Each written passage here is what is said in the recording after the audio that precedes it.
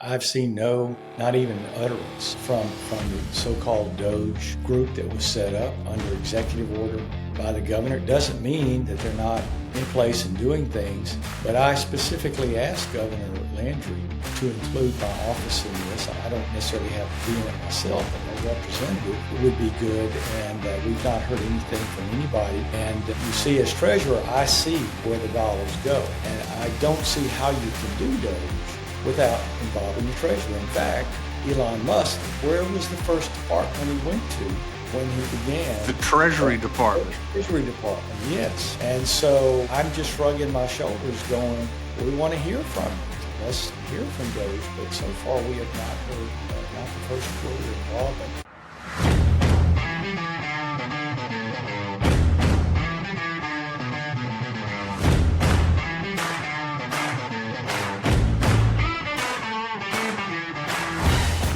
Thank you, ladies and gentlemen, for joining us once again on the State of Freedom. The State of Freedom is a listener-supported podcast. We're committed to pursuing the truth about policymaking, decisions, and situations in Louisiana and at the national level that stand to impact our freedoms. Please become a monthly supporter of the State of Freedom at freedomstate.us as we continue to expand the voice of liberty across Louisiana and beyond. Well, good morning, everybody. Happy Thursday. Seems things are already heating up in advance of the session, which is on Monday. It starts next Monday if you're not following it too closely yet, but we will be following it very closely. And if you haven't listened to our the first half of our preview, you can check that out. We put it out yesterday. But today we are so thrilled to have Dr. John Fleming on, Louisiana State Treasurer. So pleased to have him back with us. Before we get into the conversation all about what's coming down the pike as well as his Senate race, let me read the scripture of the day. It is 1 Timothy chapter 2, verses 1 through 4. And this is a familiar one, and I've even read it lately on the show, but I guess the Lord must really want me to get this one. So I'm going to do it again, because that's where he sent me this morning, and there must be a lesson in there for me today. So here we go. 1 Timothy chapter 2, verses 1 through 4. Most of all, I'm writing to encourage you to pray with gratitude to God. Pray for all men with all forms of prayers and requests as you intercede with intense passion. And pray for every political leader and representative so that we would be able to live tranquil, undisturbed lives as we worship the awe-inspiring God with pure hearts. It is pleasing to our Savior God to pray for them. He longs for everyone to embrace his life and return to the full knowledge of the truth. And it's critical that we pray for our political leaders. You know, a couple things jump out at me. The fact that he talks about pray with intense passion. It's a great place to really hone our passion is in prayer. We get pretty passionate on this show, and that would be a great place to channel some of that energy. Both, you know, we pray, of course, for the political leaders who are walking with the Lord and fighting on our behalf. Those are the ones that are easy to pray for, right? And then there are the ones who seem to be way off course, and we've got to remember to pray for them too. Because as the passage says, the Lord longs for everyone to embrace life in him and return to the full knowledge of the truth.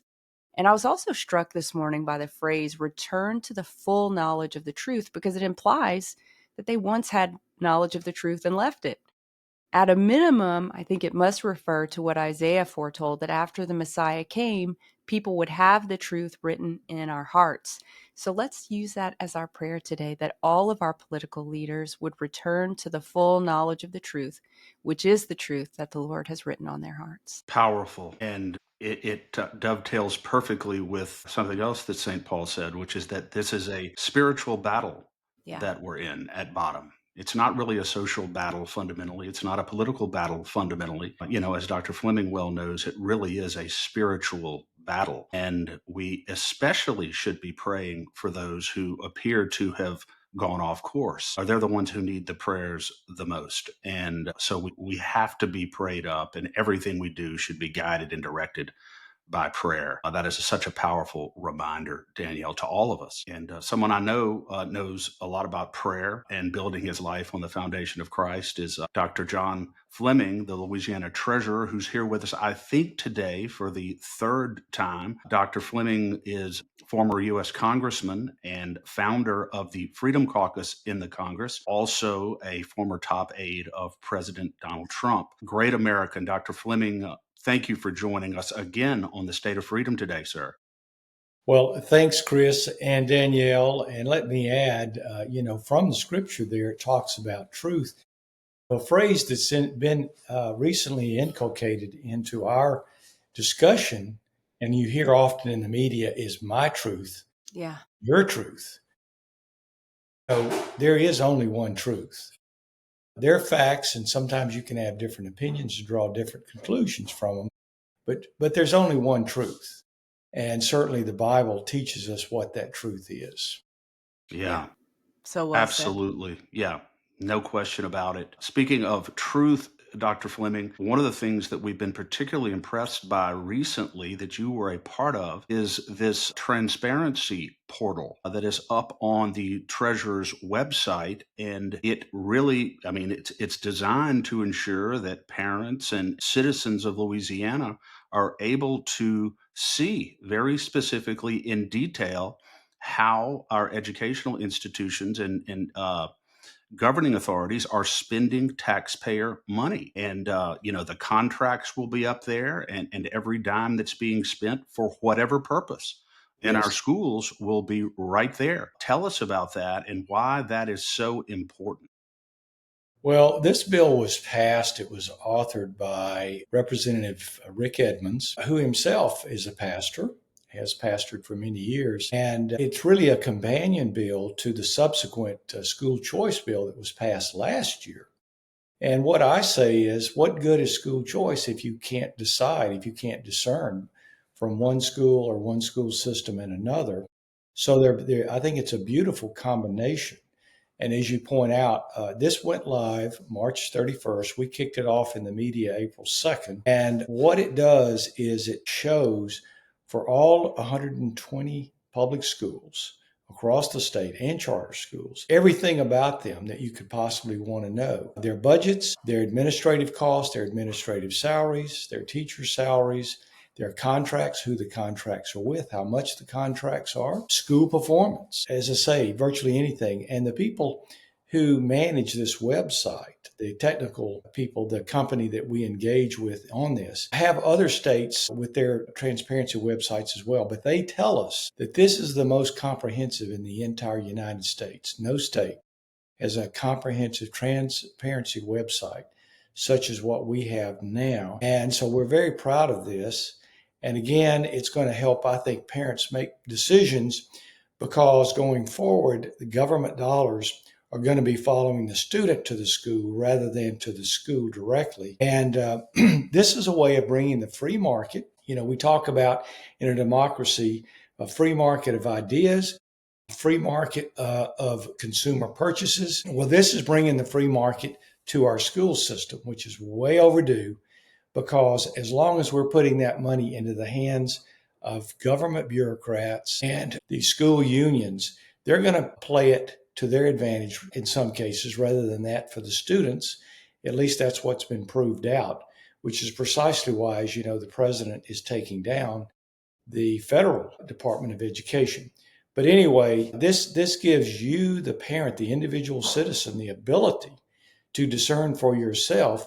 And quite honestly, we came across some things that people are going to question that I think because they felt no one was looking, they could do things, spend money on things that probably would not be considered by most people to be direct expenditures for education. That brings up a great point because we saw earlier this week that Dr. Cade Brumley and the Bessie Board were calling out New Orleans Mayor LaToya Cantrell as well as the school board there, but especially Mayor Cantrell for being MIA when it comes to the New Orleans school system's budget crisis. It's facing a $50 million deficit, which in my opinion amounts to malfeasance in office for every single person who had rights to charge anything to that. they are not controlling their spending in any way, shape, or form. In your view, would this transparency measure have headed that off at the pass? Very likely so. I don't know exactly the cause of their shortfall. But again, see, there's a requirement that 70% of your expenditures have to go for direct educational use. But when that money is spent on dinners at Galatoire's or Commanders, they're spent on sort of vacation expenses that are not necessary. I mean, teachers can certainly get together and sometimes they may want to go to meet at a hotel or something, but going, let's say, to Hawaii and places like that, is that really necessary? And so I think very likely something like that, this disaster could have been headed off, because what you'll probably see is where that money was mismanaged. And really, it just takes daylight, which is the best disinfectant when it comes to transparency, where people call that into question and they hold their superintendents, their principals, and their school boards accountable for this overspending for what is really very wasteful things in most Yeah. cases. Dr. Fleming, does the website, the transparency website, include curriculum? Does it include specific instructional materials in detail, or does it only document the cost generally for those instructional? Because I'm asking only because there are a number of parents who are very concerned, and this has been the subject of legislation as well, that the schools are not being fully transparent with them with respect to what they're actually teaching their kids in some of these schools with some of the critical race theory and DEI and all the rest of it. How much does the website go into actual curriculum? Well, it's not intended to do that, because what it's looking at is the actual expenditure of dollars, where they're going. It's all about dollars and cents and budgets, and it does get into performance. So you can find out indirectly if the kids are, if they're not getting adequate training on math or English, things such as that. You can bet that probably they're being taught other things, but it doesn't get into course content specifically. Now, that's beyond the scope of the legislation, and we'd be happy to add that. But this is primarily a dollars and cents. Fiscal accountability measure. Absolutely. And we believe that this should be expanded. One area that we're looking at, and we hope to add to it, is to look at the annual appropriations coming out of the legislature. Please. There's a lot of money spent on NGOs, non-governmental organizations, and we see a lot of indirect evidence that money is going into pockets than into the services they advertise. And there really is no oversight on the beneficial impact of these NGOs and what they're really using the money for. And in the case of cities and parishes, sometimes they don't know or even indicate they need the money. And so sometimes it's kind of like build it and they will come. The legislator wants the money to flow to the city or parish that they represent when they're not really asking for anything. So there's a lot we can do with transparency there as well. I agree with you. And another area I'd love to see this is in DOTD. I Yes. live down here in Terrebonne. I live in a small community. We have a bridge, the Berg Bridge. It's been out for almost 4 years, disrupting an entire community that was completely decimated by Hurricane Ida. It's been an incredible, not just inconvenience, but it has really hurt small businesses in this area. And we don't have any information on who the contractor is. Why is the contract taking so long? I mean, if we reach out to DOTD, to be fair, they have been honest with us. They have been open with us, but I want to see these contractors' ratings. I want to see how much of their money is going to overhead. Why are Yes. they so behind schedule? All this stuff should be very much public and easy to not only see, but to understand whenever you're looking at it. Right. Yeah, you're so right about that, Danielle. And again, I think that if this gets disclosed to the public, there are going to be some pretty hard questions asked, and I think you'll begin to see movements. But again, going back to this transparency website for K through 12, I truly believe that teachers are underpaid, and I think that we'll find out the reason is that the money is going to contracts and overhead and to administrators that are oftentimes duplicated. Many of them are highly paid. I'm talking about, in the $200,000, $300,000 range, when our teachers, bless their heart, are still well under $100,000 a year in pay and haven't had raises in years. And that's direct classroom expenditures. And that's really where the money needs to go. I'm excited to share a fantastic opportunity for State of Freedom listeners who are interested in investing in precious metals or even starting a home-based business in the precious metals industry. Metal Stacks is a precious metals collectors club where you can buy your metals at the best prices on the market, actual dealer cost. They are beating the big sites. They have no credit card fees and no minimums. If you're just interested in purchasing metals at a great price, visit metalstacks.com/dwalker. Get to shopping. That helps me out. I get the commission. You can also refer people to Metal Stacks for an additional income. If you're interested in learning about the referral business aspect of Metal Stacks, email me directly at danielle@freedomstate.us for more information.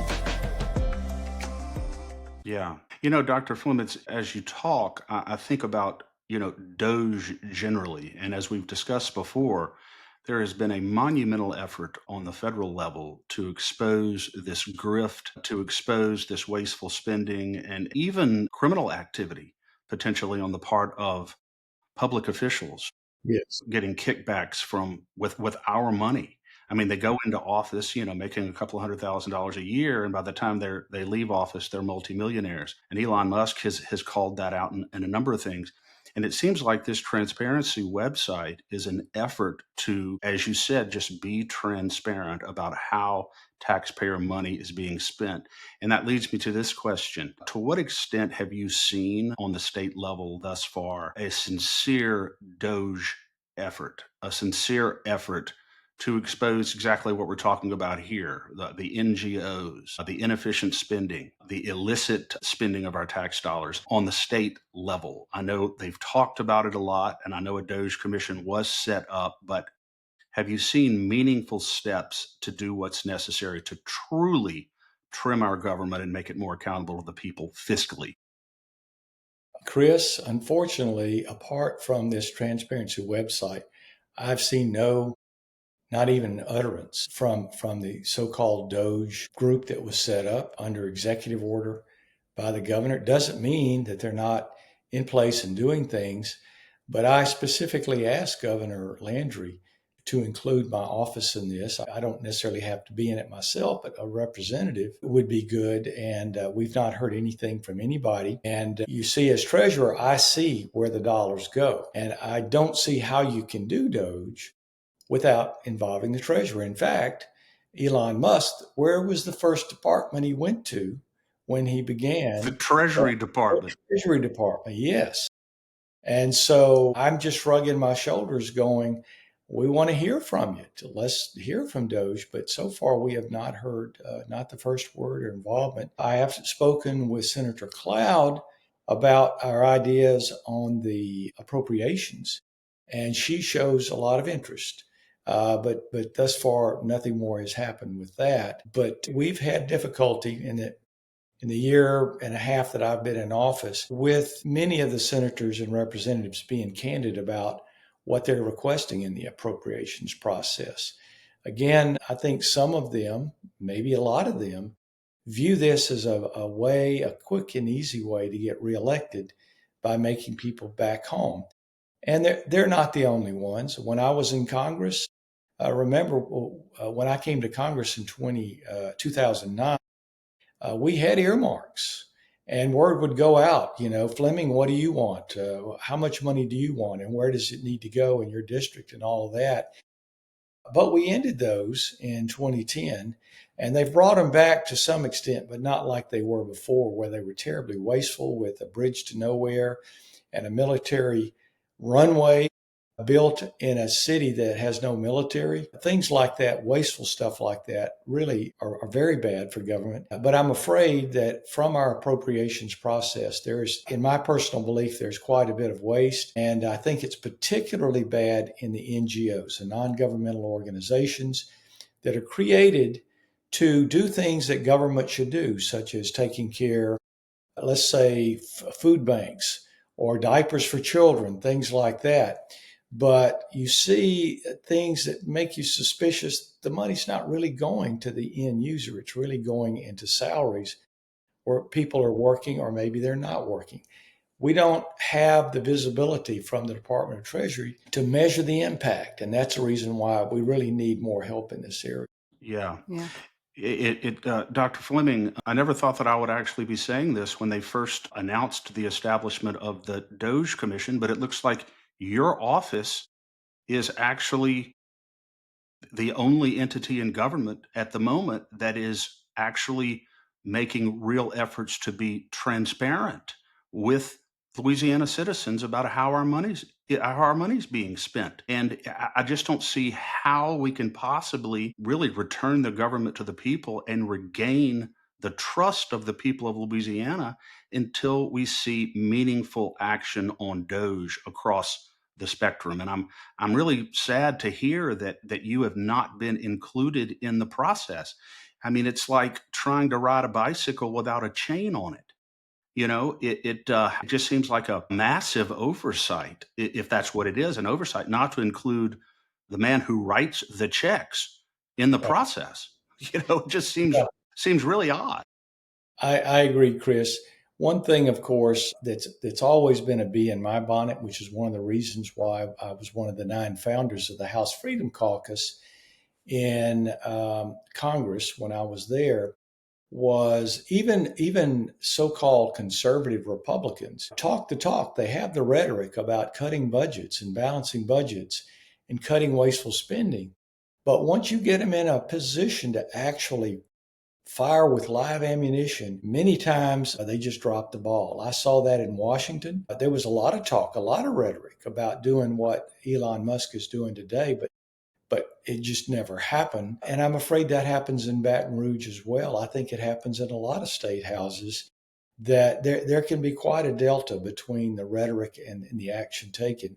So I do think that, going back to really what's in my heart about all of this, is I think we should we should end personal income tax and certainly have the lowest corporate income tax in the country. That way we will bring businesses, jobs, and people back to Louisiana. But we can't achieve that unless we end wasteful spending.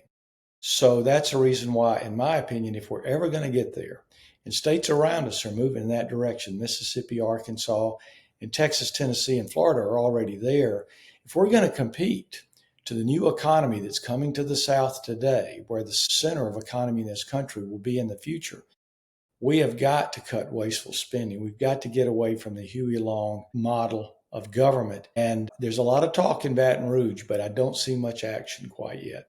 Yeah, and you've talked about these non-governmental organizations, which are essentially nonprofits, quote unquote, but they're called non-governmental organizations. Why are we giving them money as taxpayers? If I wanted to give them money as an individual citizen, I have every right to do so. If I want to support their work, let me give my own cash dollars directly to them. I don't need to pass it through Baton Rouge to give it to those organizations. Those organizations need to stand on their own 2 feet and not have the government be a pass-through. Because if they can't do that, then they have no business existing.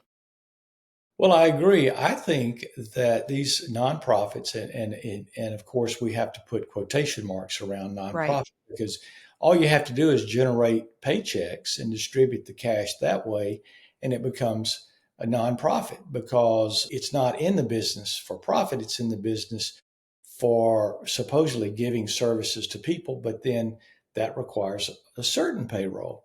But that's often out of balance. There was one organization that recently, they were allocated around $120,000 for their food bank.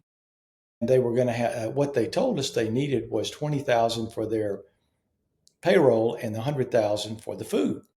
Now they've come back and requested to us that they switch it around, $20,000 for the food and $100,000 for the payroll, which we declined, of course. But At least they ask. yeah, exactly. Oftentimes they don't ask. So that's where we see, at least in my personal view, where we see the most opportunity for abuse, waste, and grift is in the NGO appropriations. And again, one good start to that would be maybe the legislature should pass a bill that says that the money only goes to governmental organizations, not NGOs, or to have a commission or some organization, maybe a third-party organization like the Pelican Institute, to actually measure the impact of these NGOs. But to my knowledge, none of that infrastructure exists. Yeah. And, Dr. I Fleming, just figured, sorry, Chris, I just found the chat here, and there's a question from the chat from someone named Lion Up that asks, can we get Secretary of State Landry's office spending so far from the Treasury point of view? They say that it's the most important state office right now. So you're talking about Nancy Landry's office? That's what they're asking, yeah. Yeah. Well, you would have to go directly, I think, to Checkbook, which is the other kind of disclosure thing where you can find other departments, such as Treasury. I invite people to come to Checkbook and look at what we spend. In fact, we just presented our budget to the legislature just the past couple of weeks, and we're basically flatlining our budget. We're not asking for any significant increase at all, because we feel like that we can manage what we have. We're certainly efficient. And for a lot of people don't know this, our department, as well as others like the AG department, Mike Strain, we actually bring in more revenue through transactions than we actually spend. We give about half of what we take in to the general fund. So in certain ways, our department and others are actually profit centers for government.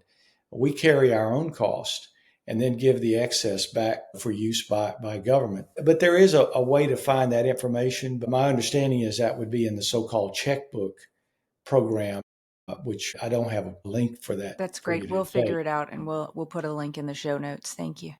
Definitely. Dr. Fleming, so based on what you're saying, it's your position that while phasing out or ending the personal income tax in Louisiana is a critical objective, other states have already done it. Yes. It's not feasible until we begin to become more fiscally efficient in our government, before we begin to cut wasteful spending in all the areas that we've been talking about. Is that a fair assessment of your position? That I believe that's quite true.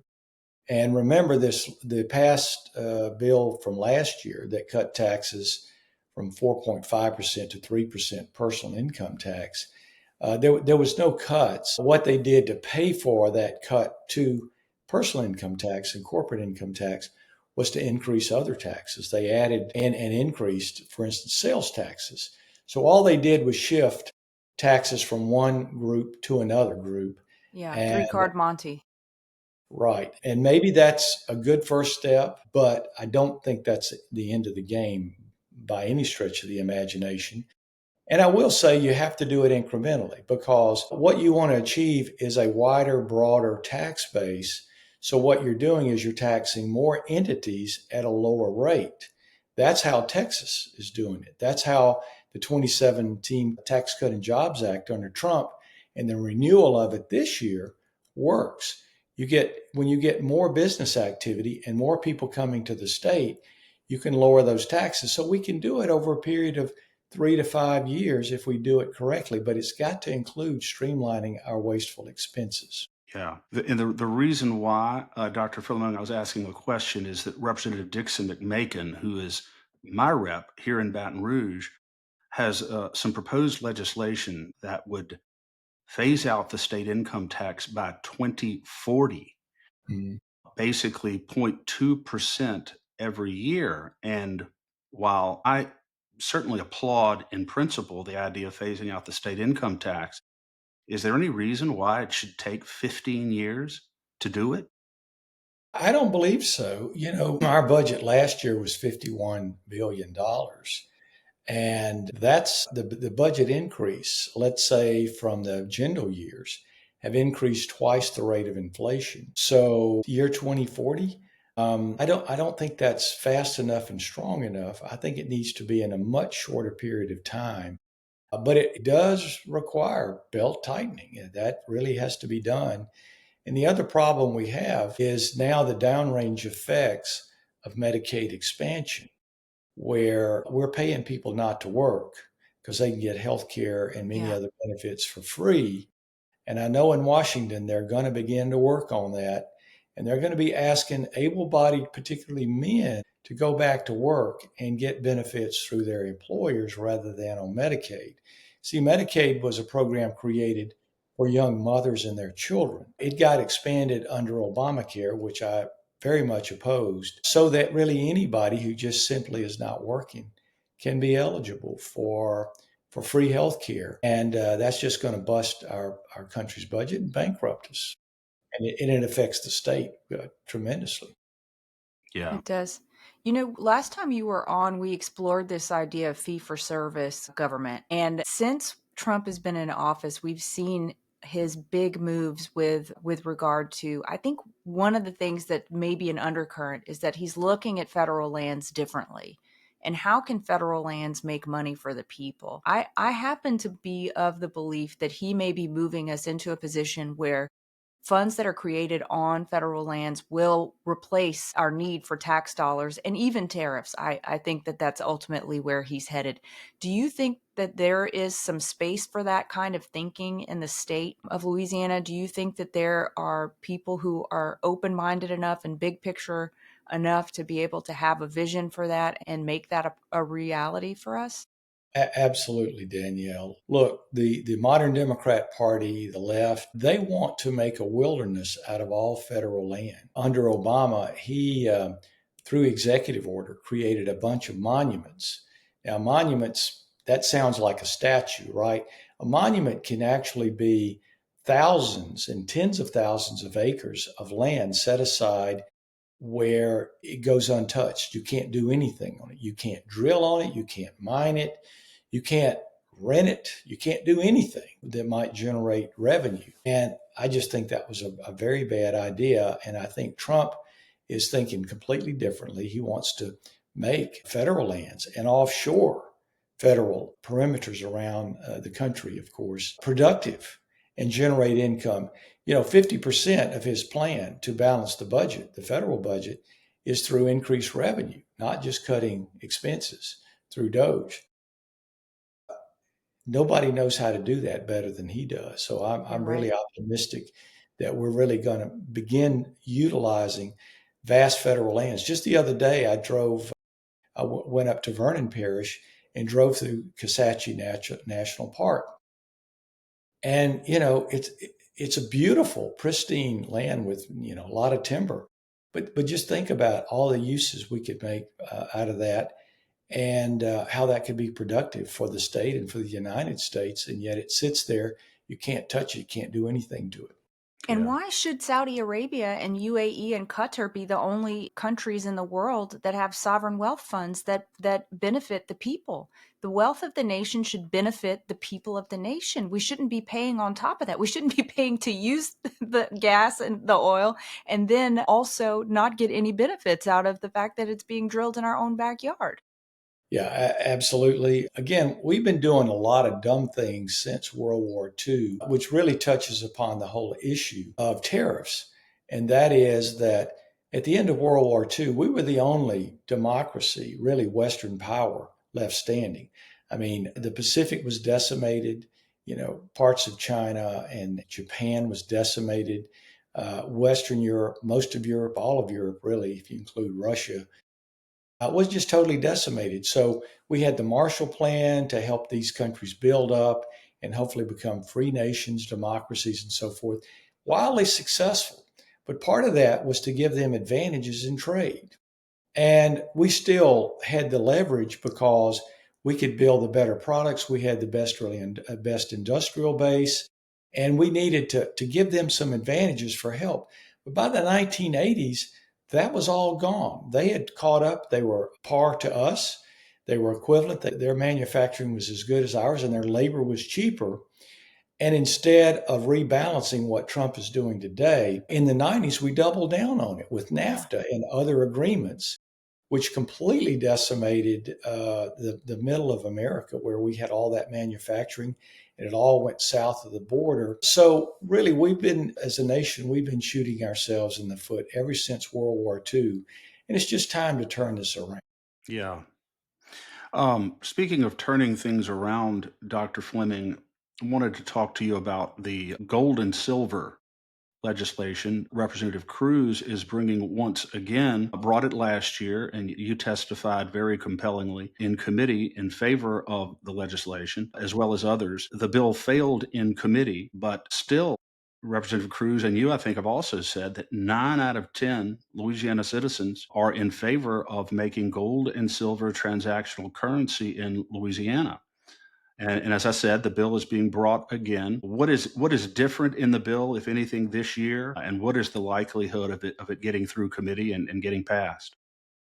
Well, frankly, the reason why it died so quickly was the Louisiana Banking Association, their lobbied heavily against it. And they felt like that it would lead to a state bank. And of course, we have no interest in creating a state bank. But let me bring you up to date with what's modern about gold and silver and the ownership of it, and how this could be very beneficial to us and would not hurt the banks at all. Today, you can own gold in a depository in a fractional way and carry a debit card and spend and buy gold with that, never even seeing the gold. It sits in a depository someplace, and you can see it if you want to. If you want to drive to the depository, which the closest one is actually in Texas, we could build one here in Louisiana if we wanted.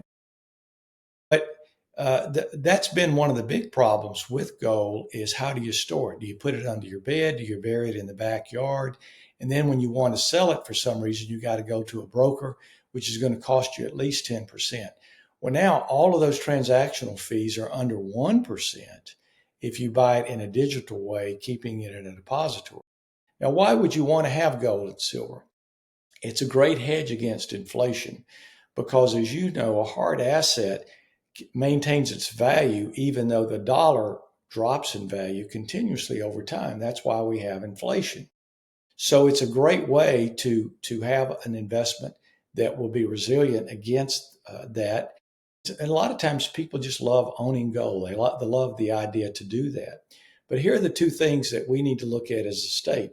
Number one is it's quite possible that the appreciation in gold and silver, because we would declare it as a currency for the state of Louisiana, it may not be taxable. That appreciation may not be taxable. Now, we don't have a commitment from the IRS, a letter or anything that says that, but we could certainly make that argument and maybe win in court if there was a court battle. Number two is Glint, which is a company that really does this with the debit cards that I referred to.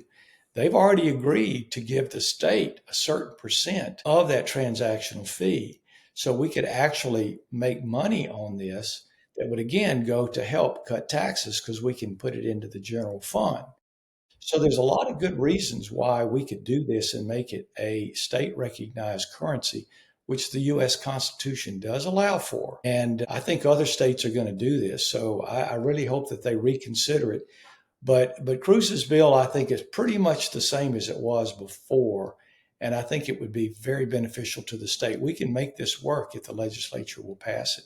Yep, I agree with that. And I'm a big proponent of gold and silver, having both holding it actually, the physical asset yourself in case of some kind of terrible hard time, but then also in a way that allows you to have some flexibility in your own spending. On the topic of digital assets, I haven't seen any legislation that would establish a strategic Bitcoin or crypto reserve yet in Louisiana.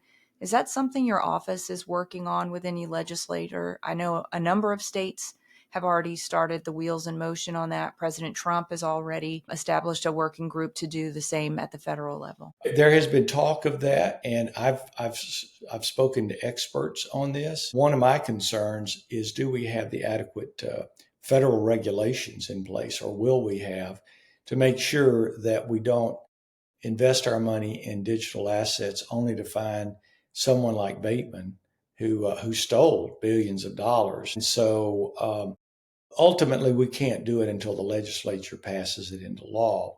So we're monitoring that. And if they do come forward with some bills, and they might in this legislation, I've not been informed of any in this session, but if they do, we'll be happy to work with them Now, I will say parenthetically, we are the first state that's accepted crypto as payments for fees by the Department of Wildlife and Fisheries.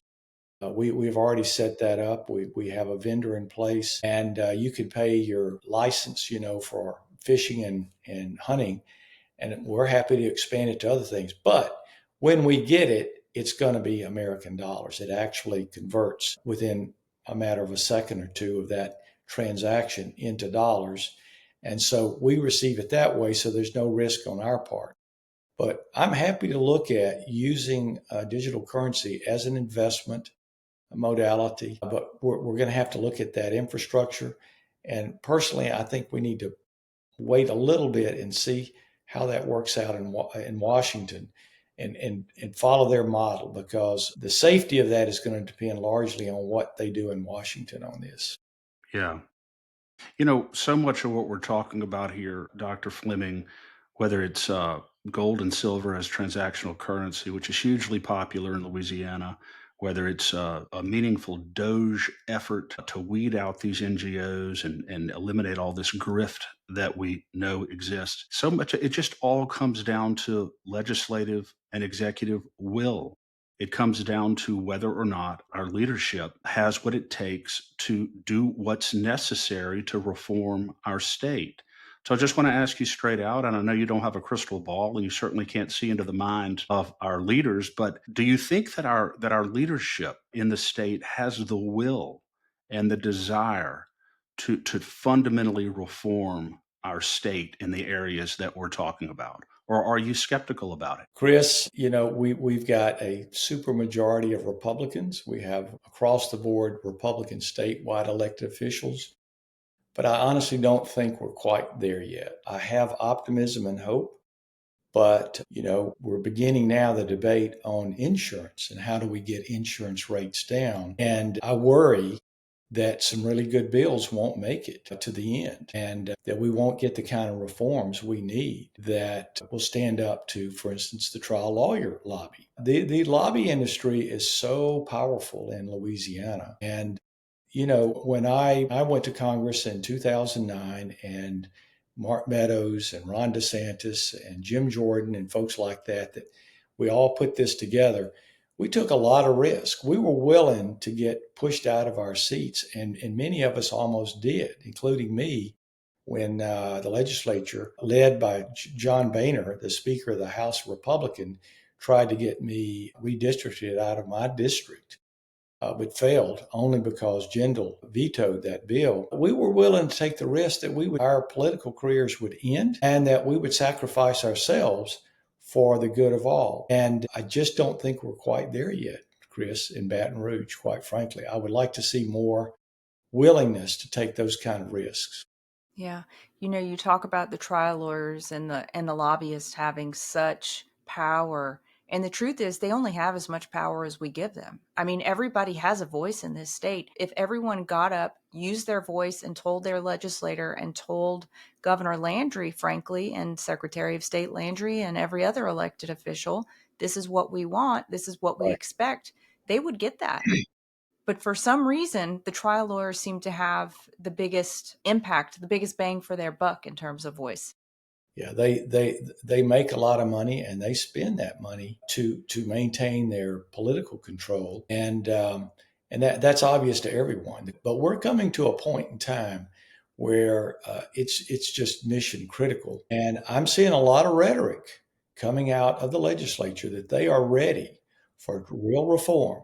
But remember, like I said, I've seen this many times among Republicans. They talk the talk, but do they walk the walk? And so I'm really a little skeptical right now whether they actually come through. If they do, then I'm going to be the first one to stand up and applaud them. But I worry that there may be some showboat bills and actions to make people look like they're being courageous, but yet they die quickly, and therefore they get the benefit, the appearance of doing good things without actually accomplishing that. Or we may get some bills that really sound good, but really do very little. I worry about that. So that's why I want everyone to be very engaged with this and really put the pressure on their representative, their senator, to do the right thing in this and truly reform our insurance system. I heard part of the speech from the governor just the other day, and he said something that really is quite obvious is the problem, and that is that we have twice as many frivolous lawsuits as any other state. And that's what's driving the cost up. Nobody wants to withhold compensation to people who are truly injured. But when you have loosey-goosey laws that allow people to collect money for fake injuries or staged injuries, and that's not wiped out through the course of medical evaluations and cross-examinations and collateral sourcing and all this kind of stuff, if you don't have those in place, we're just going to continue to have wasteful high insurance rates. And so I think this is going to be a critical test for our governor and our legislature. Can they get meaningful reform through in this session that begins next week? Yeah. Chris and I are 100% in agreement with what you just said, because we lived through the special session on crime where we felt they did exactly what you just described. They talked a good talk. They were so tough on crime. And then the bills in the end are not going to bring meaningful criminal justice reform. If anything, it may be creating more hardened criminals and just extending the misery of their time in prison, which I just find to be absolutely inhumane and inappropriate for anyone who wants to take a real crack at meaningful reform.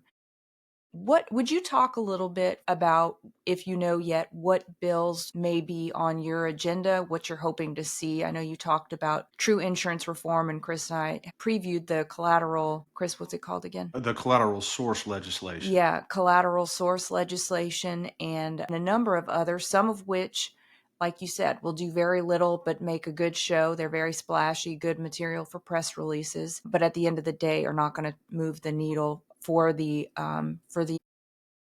Right. Well, I don't have at hand the bill numbers exactly, but their titles make a lot of sense. Again, bringing back collateral source, which means that you can't the so-called victim or the injured person, the party, can't double, triple, quadruple dip into getting multiples of what their so-called cost of their injury is in the first place. Most states have this, maybe all of them, but Louisiana do, but yet we don't. But ways of doing away with the frivolous lawsuits, there are all kind of bills like that again have great names, but because it doesn't directly affect our office treasury, I've not done a lot of research. But one of the things, but the collateral source is a critical issue. And as you said, Dr. Fleming, it basically says when you get to trial, let's say the original billed amount for a medical bill, just to use a round figure, was $100,000. But the injured party's health insurance company paid 80% of that. And so the only amount that's actually owed is $20,000, where a jury is looking at a verdict form and they think that we're going to go ahead and award the $100,000 because that's what the plaintiff owes in medicals. When in reality, the plaintiff owes $20,000. Under the current rule, the jury is not allowed to know that. They're not allowed to know that the plaintiff does not actually owe the 100,000. And this legislation being brought by Representative Glorioso would allow that kind of transparency to a jury, so they would know specifically what they're awarding. There was a similar bill last year that was vetoed by Governor Landry. It did get through the legislature and was vetoed by Governor Landry. Do you anticipate, assuming that this bill gets through the legislature and gets to his desk, the same fate? Well, he addressed that in his speech. And what he said was that he vetoed it last year because he didn't think it was a good bill, but he likes the version they have in Texas. And he said if he has sent one that is the Texas version, and he wasn't specific about what was different, that he would sign it. So I like hearing that, but does it have loopholes? Is it really an effective bill on collateral source? I really don't know. Yeah. Yeah. And I know Texas, I'm pretty sure, put a cap on injuries for automobile accidents and stuff like that. I believe Governor Abbott did that. Well, let me say this about caps and just all of these kind of reforms. This was done in the 1970s in Louisiana on medical malpractice. And obviously, as a physician, I've followed that for years. And you know what? It works beautifully in Louisiana. There are caps on damages, and yet people are compensated well for their loss. The whole system of medical malpractice is very balanced. It does protect the rights of the injured, but it also protects the rights of the providers.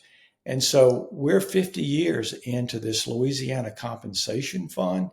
And I can tell you, the medical malpractice insurance rates for doctors in Louisiana are among the lowest in the country. And nobody is unhappy with that. It was some tough reforms, back in the 70s. I mean, they had to fight the lawyers and all of that. But once it was put in, nobody's unhappy with it. So it worked well for medical malpractice. Why can't we apply this to automobile casualty and things of that sort? It doesn't make any sense.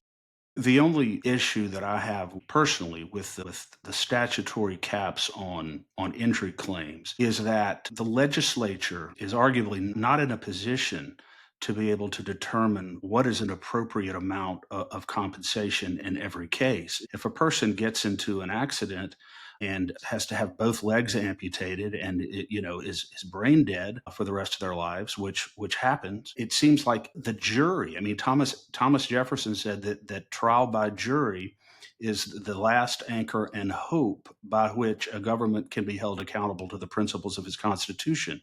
And I believe in that very, very deeply. And so, as much as I think some of these verdicts are outrageous, first of all, there are mechanisms in place where a trial judge can reduce verdicts. And then you've got, of course, the appeal process. So there are some built-in mechanisms in place.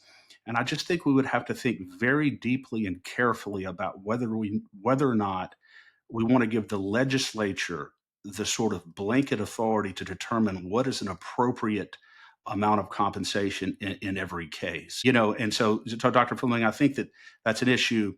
One of the few items in the insurance reform package that I'm hesitant about and hesitant to endorse for that reason, despite the fact that I know there's a lot of abuse. What are your thoughts on that? Well, I don't disagree with that. I mean, it has to be adequate. You don't want the law to limit full support for someone who may be disabled for life. And so, it's hard to say at this moment what would be the appropriate caps. But it's not just the caps that have made the Louisiana Patients Compensation Fund successful. It's all of the mechanisms in there, the checks and balances that we don't have in the current general insurance arena that we're talking about today. So even if we didn't, let's say we had fewer caps or let's say no caps in medical malpractice, I believe we would still be in very good shape as a state. The whole reason why this was pushed hard was not to so-called protect doctors. It was to avoid having a doctor shortage, which, as you may recall, this happened in North Carolina back several decades ago in obstetrics. It got to the point where there were no obstetricians to speak of in North Carolina, and women had trouble finding doctors to deliver their babies because the medical malpractice had just gone crazy. And then they brought in reforms. There was unproven science they were using. They were saying that certain things that happened was the cause of cerebral palsy, which later got debunked, and that got it back into balance. But the point is, we need some control mechanisms where these things don't get out of control, and it becomes really a kind of a parlor game where if you hit the jackpot, Yeah, you're going that's to be very a true. millionaire for life. Yeah. And Dr. Fleming, so much of this is a cultural issue. It is one of the founding fathers said that, our Constitution and our government are meant to serve a religious and a moral and ethical people. And really, ultimately, it can serve no other. No matter how many laws you have in place, if your culture is eroded to the point where lawyers will take cases where there's no injury and minimal, if any, property damage, and work those cases up through a compromised doctor into a $500,000 injury case. That's a cultural issue. And I'm not sure what laws we could put in place that would prevent that from happening. I mean, if you have a doctor who's willing to say, this person, I'll give you a good example. And I said this on the show the other day with Commissioner Temple. About a little over a year ago, my son tapped the rear end of a vehicle at a red light. There was no damage to the other vehicle, zero, and no injury to the other party. We wait a year, we give them the insurance information, we think everything's resolved, and 2 days before the statute of limitation runs, we get served with a lawsuit alleging personal injury, bodily injury, property damage, and all the rest of it. And our insurance company ends up settling the case for policy limits. And I mean, how do you stop that type? And that occurs across the state in Louisiana every single day. It's not just us, Well, you yeah. know? Well, I'll just tell you a personal story on that. When I started my practice in 1982 in Minden, Louisiana, I was a young, new doctor in town and building a practice. And two attorneys came to visit me. One of them was actually in the state legislature at the time. And they asked me to review cases for litigation. And I said, fine, I'm happy to do it. But I got a wink and a nod that told me that what they really wanted was to pay me nicely to give them the kind of findings, whether they existed or not, that they wanted to see for court. And of course, I said to them, look, I'm always going to call it as it is. I call the balls and strikes. I'm not going to claim any injury or findings that don't exist. And I never heard from them again. But what that told me is that the money is distributed all throughout our system, including healthcare providers who are willing to make those compromises. And so when you get into a courtroom, it's very often hard to find anybody telling the truth. That's so true. And even though they have a mechanism in place where you could get what's called an IMO, Dr. Fleming, independent medical exam, where the injured party can be reviewed, their findings are never given the same weight because they're not the quote unquote treating doctor. Oftentimes they render the opinions based upon medical reports and MRIs without ever actually seeing the patient. So they don't really carry the same weight in court. It's just very difficult to overcome that. When you have a lawyer, a doctor, and a claimant all saying the same thing. But that is a huge problem in our state. It is, and they all have a lot of money to make Yeah. when it comes to being invested in the outcome of that jury or that trial. Or the settlement of the case. The secret to losing weight 2 times faster has gone viral. See the transformations hundreds of thousands of people are experiencing around the world with the Slender Eyes drops. These homeopathic drops are proven to control appetite, support thyroid function, help balance the body's pH, improve energy, boost mood, and increase metabolic rate. I've heard firsthand testimonials from droppers in their 20s to droppers in their 80s who say that the Slender Eyes drops have completely revolutionized their lives. Try the drops today to see the results for yourself. To learn more about the Slender Eyes drops or other incredible natural wellness and lifestyle products, email me at info@freedomstate.us and put drops in the subject line or visit the Shop Our Partners page at freedomstate.us. We also have links to those in the show notes. Thank you for supporting the state of freedom. Let's switch gears for a second, Dr. Fleming, chomping at the bit to talk about the U.S. Senate, your U.S. Senate race. I know that you are getting tremendous feedback across the state, and God knows we have to replace Bill Cassidy. I'm not sure he's doing himself any favors here lately. I know a couple of new people have gotten in the race. You may not be aware of it. I don't really know who they are. Sammy Wyatt is one, and then Randall Arrington is now in the race. How are things looking on your end, though?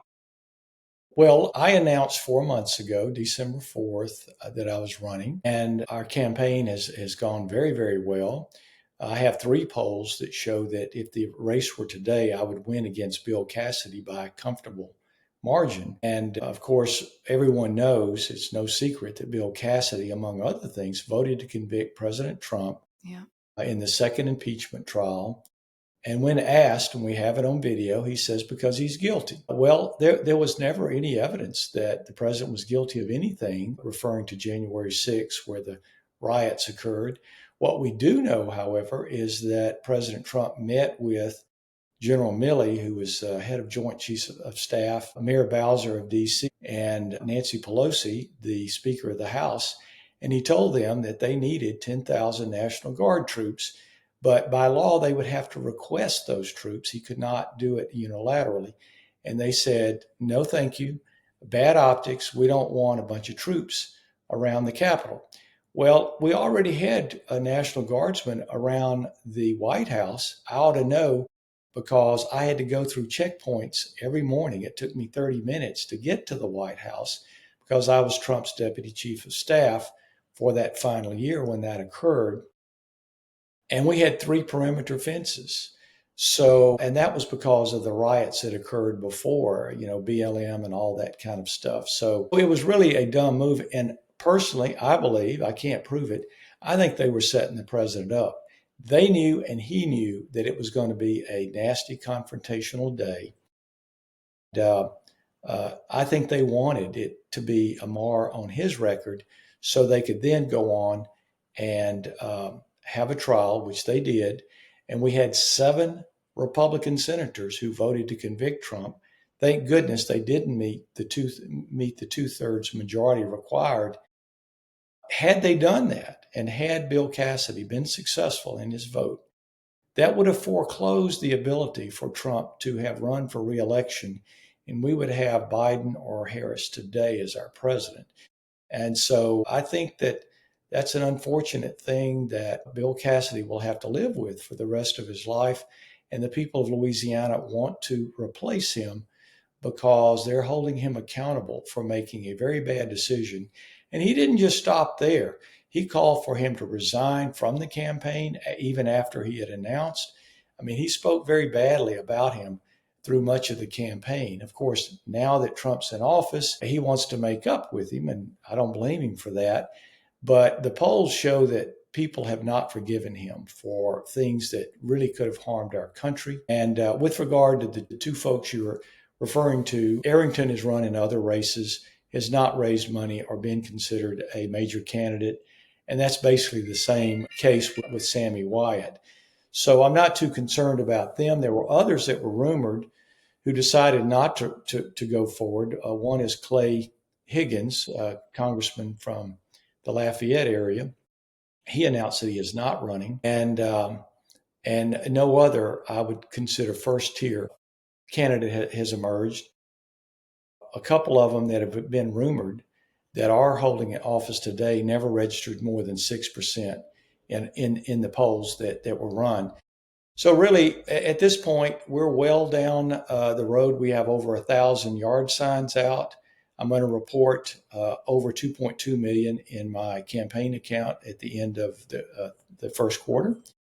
And as I say, we have 3 polls that say that I would win today. So I'm leading in the polls. So I'm saying everything is going great guns, and we'll just have to see. There'll be others. There'll be, also rans, gadflies, and others to get in the race. We don't know yet about any, what I would consider first tier, strong, high profile candidates. There may be more of those, but we're just going to run our campaign like we always do, and that is like we're behind and work hard every day. Yeah. We'll certainly want to keep tabs on that. Do you have any, I don't know, can we expect that maybe you would be getting an endorsement from President Trump anytime soon? Well, he endorsed me in my treasurer's campaign. I think that, and again, I've not had this conversation with him, and I'm only projecting what I think is probably in his mind. I don't think he wants to get involved too early because he's got too many important bills that he needs passed, and he needs every vote in both the House and the Senate. Makes sense. So, I think he may think, and I would probably agree with him, it'd be unwise to weigh in on this race against Cassidy, who he needs his vote on this upcoming reconciliation package and other things that he wants done. So, and to be honest with you, my attitude about this is I want to earn his endorsement. Some people would love to just get it right off the bat, and then they can be a lazy politician, see, a lazy candidate. But that's not my attitude. I'm working hard as I always do, and I want to earn his support and be the leading candidate to begin with, which would make it an easy decision for him because he has gotten behind candidates who have lost, and he doesn't like losing. And so it makes a lot of sense that he probably is not going to get involved early here. he might get involved next year, perhaps, and that's just fine with me. Yeah.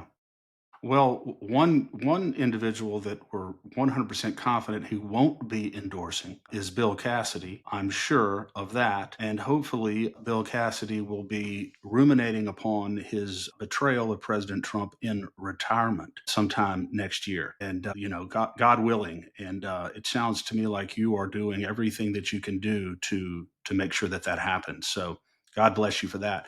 Before we let you go, Dr. Fleming, I want to make a couple of announcements here. We have Ryan Mata, who's J.J. Carroll's documentary partner. J.J. Carroll has done probably more than anybody in the world, certainly in the country, to expose this commercialization of child sex trafficking across our borders and just the horrific damage that has done to so many children, a situation that begs for justice. Ryan Mata will be on Tuesday at 10 to discuss that, and Representative Julie Emerson will be on Thursday at 2 to discuss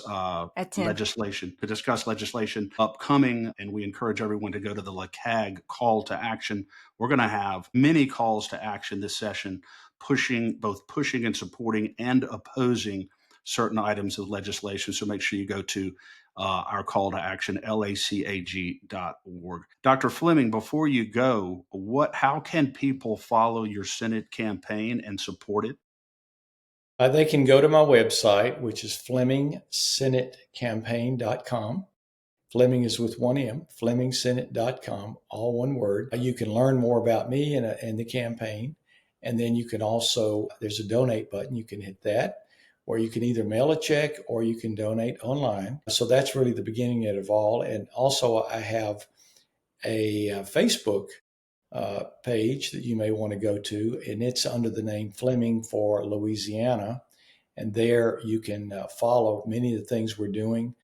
There's plenty there that kind of talks about the things that Bill Cassidy has done as what we would call a rhino Republican, that's more in sync with Democrats in Washington rather than Republicans. If you want to learn more about why you may want to replace Bill Cassidy, it's all there as well.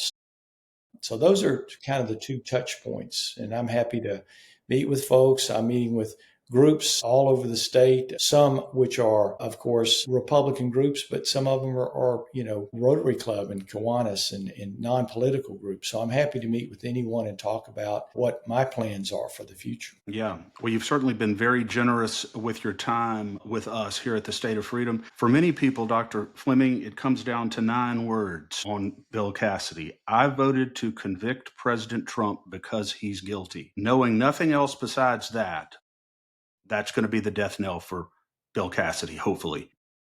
Thank you so much, as always, for joining us today. By the way, our good friend, Ted Hicks, asked me to tell you hello and that you're doing a great job.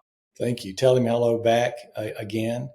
And thank you, Chris and Ted and your group for your help. Through this early stages of this campaign. I very much appreciate that. Godspeed. Thank you. Take care. Bye-bye. Thank you. Thanks for joining us today on the State of Freedom. Be sure and check out the show notes for this episode. You can always go there and find the calls to action and resources mentioned in the show, and you can find out more information about our advertisers there as well. If you want to learn more about us or support our work, visit freedomstate.us. To get involved with Louisiana Citizen Advocacy Group, visit lacag.org. We'll see you next time. God bless.